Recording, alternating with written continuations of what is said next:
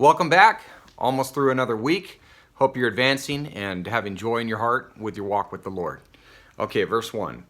So it shall be when all of these things have come upon you, the blessing and the curse which I have set before you, and you call them to mind in all nations where the Lord your God has banished you, and you return to the Lord your God and obey him with all your heart and soul, according to all that I command you today, you and your sons, then the Lord your God will restore you from captivity and have compassion on you, and will gather you again from all the peoples where the Lord your God has scattered you.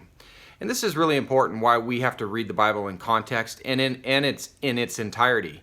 A lot of skeptics will read a passage from a chapter like yesterday or the day before where it was just the curses and point the finger at God, and they don't get the full understanding of his nature. So I'm glad you're here with me.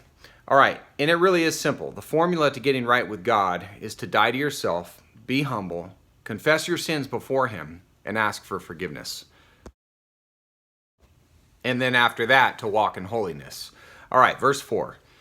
If your outcasts are at the ends of the earth, from there the Lord your God will gather you, and from there he will bring you back. The Lord your God will bring you into the land which your fathers possessed, and you shall possess it. And he will prosper you and multiply you more than your fathers.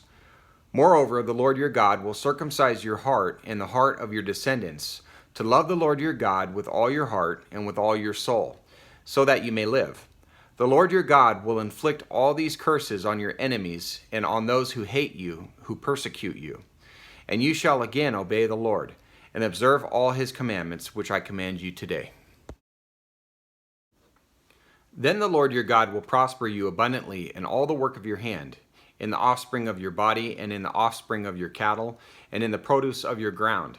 For the Lord will again rejoice over you for good, just as he rejoiced over your fathers, if you obey the Lord your God to keep his commandments and his statutes, which are written in this book of the law, if you turn to the Lord your God with all your heart and soul. Verse 11. For this commandment which I command you today is not too difficult for you, nor is it out of reach. It is not in heaven, that you should say, who will go up to heaven for us to get it for us and make us hear it, that we may observe it. So he's saying that the law is at their hands. They don't have to leave the earth to get it. Nor is it beyond the sea, that you should say, who will cross the sea for us to get it for us and make us hear it, that we may observe it. But the word is very near you, in your mouth and in your heart, that you may observe it. See, I have set before you today life and prosperity, and death and adversity, in that I command you today to love the Lord your God, to walk in his ways, and to keep his commandments and his statutes and his judgments, that you may live and multiply, and that the Lord your God may bless you in the land where you are entering to possess it.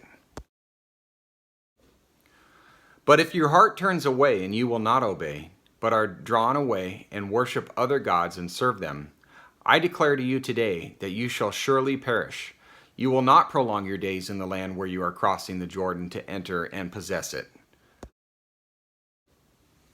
I call heaven and earth to witness against you today, that I have set before you life and death, the blessing and the curse.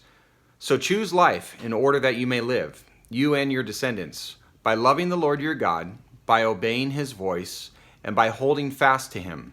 For this is your life in the length of your days, that you may live in the land which the Lord swore to your fathers, to Abraham, Isaac, and Jacob, to give them.